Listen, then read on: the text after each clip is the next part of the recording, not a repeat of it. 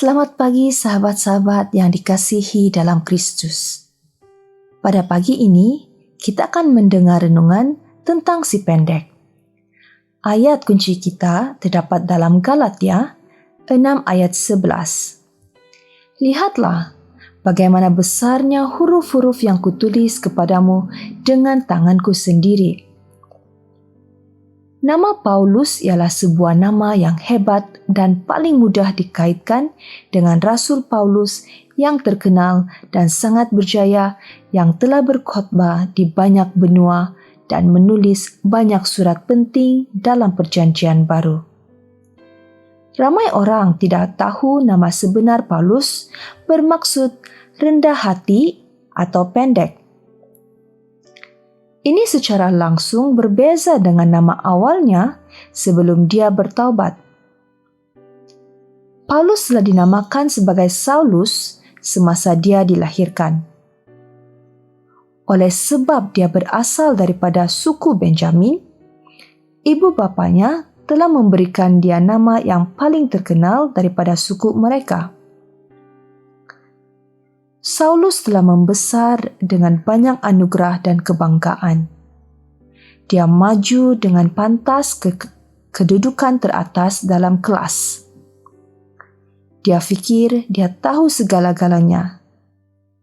Tetapi dia tidak tahu tentang Yesus yang telah dianiayanya. Ketika dia jatuh daripada kudanya yang tinggi dalam perjalanan ke Damsyik, hidupnya telah berubah selama-lamanya.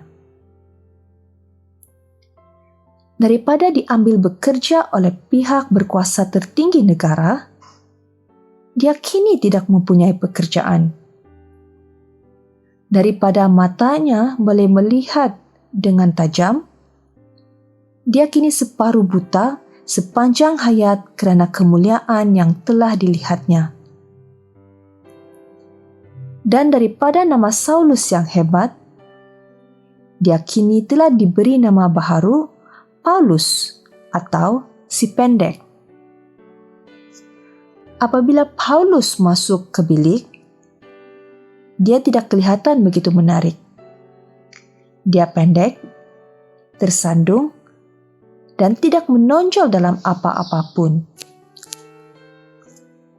Seringkali Paulus memohon bantuan orang lain untuk menulis surat-suratnya kerana penglihatannya sangat menyukarkan dia untuk menulis. Ketika dia menulis surat kepada Galatia, Paulus mahu menyatakan dengan jelas bahawa surat itu adalah daripadanya. Jadi dia menulis dengan huruf-huruf besar, sama seperti yang dilakukan oleh kanak-kanak tadika.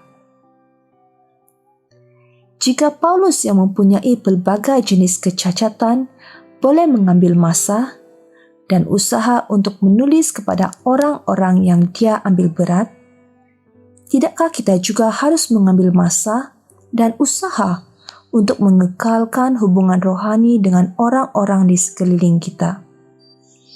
Semoga kita diinspirasikan oleh contoh Paulus, buat satu senarai, ambil masa untuk menulis, maka orang lain akan diberkati.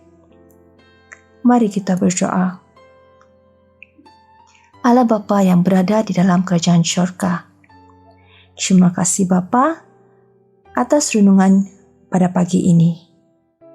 Terima kasih kerana Bapa sering memperingatkan kami bahwa kami juga harus menjadi seperti Paulus, meluangkan masa untuk melayani orang sekeliling kami. Biarlah itu bukan sahaja menjadi satu berkat kepada kami, tetapi juga untuk orang yang berada di sekeliling kami. Dalam nama Yesus Kristus kami berdoa. Amin.